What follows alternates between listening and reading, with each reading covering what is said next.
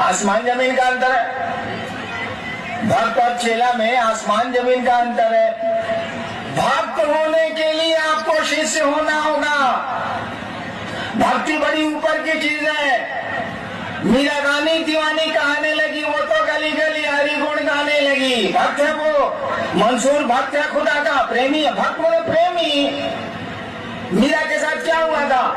शादी के 6ठे साल उसका पति मारा गया राणा संगा के साथ युद्ध के मैदान में। पिता भी उसके मारे गए। बाद में उसका देवर राजा बना, वो भी लड़ाई में मारा गया। जहर दिया, जो उसके परिजन राजा बने थे उसने जहर दिया मीरा को। छोटी जातियों में जाकर बैठा करती थी। रैदास उसके गुरु थे।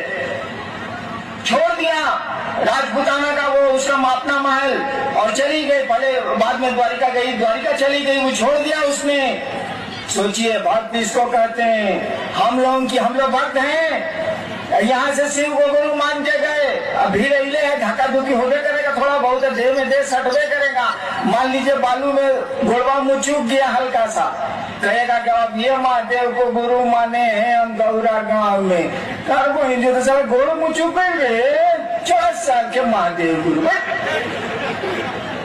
यहाँ मीरा जहर पीती है, सुकरात जहर पीता है, ईसा सूली पे चढ़ता है, मंसूर तत्व होता है। ये भक्त है, इसको प्रेमी कहते हैं, इसको भक्ति कहते हैं। इस भक्त को ऐसा भक्त होने के लिए आपको गुरु के पास जाना होगा, सही गुरु के पास जाना होगा, शिष्य होना होगा। और इसीलिए हमने तो पढ़ा नहीं है लेकिन सुना है, रामचरितमानस में लिखा है तुलसीदास जी ने, बिन युक्ति भक्ति न हुई। बिन युक्ति, बिना टेक्निक के, बिना लीवर के, बिन युक्ति भक्ति न हुई।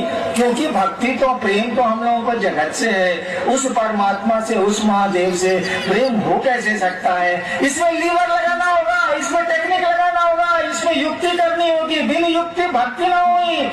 और लीवर तो गुरु के पास है, तकनीक तो गुरु के पास है, सूत्र तो गुरु के पास है, सब कुछ तो गुरु के पास है। शिष्य और भक्त में बहुत ज्यादा का अंतर होता है। शिष्य तो शिष्य है, शिष्य तो अभी सीख रहा है, सीखने वाले को शिष्य बोलते हैं। संस्कृत में वैसे अनुशासन में मानने वाले को शिष्य बोलते हैं। शिष्य शब्द जो बना है ना, वो शस धातु से बना है। शिष्य शब्द जो बना है संस्कृत में, वो शस धातु से बना है। उसी शस धातु से बना है शासन, उसी शस धातु से बना है प्रशासन, उसी शस धातु से बना है अनुशासन। अंग्रेजी बहुत बढ़िया है। अंग्रेजी में डिसाइपल है डिसिप्लिन, डिसिप्लिन से डिसाइपल बना है। डिसाइपल मैंने चेला, डिसिप्लिन से डिसाइपल बन गया। अंग्रेजी ठीक है, अंग्रेजी में अनुशासन से बन गया शिष्य। जो अनुशासित नहीं है वो शिष्य हो ही नहीं सकता है। और संस्कृत में भी है शस धातु, उसी से शासन है, उसी से अनुशासन है, उसी से प्रशासन है, उसी से बना है शिष्य। शिष्य का मानी होता है जो गुरु के अनुशासन में रहे, जो गुरु कहते हैं वो करे, तभी वो शिष्य है।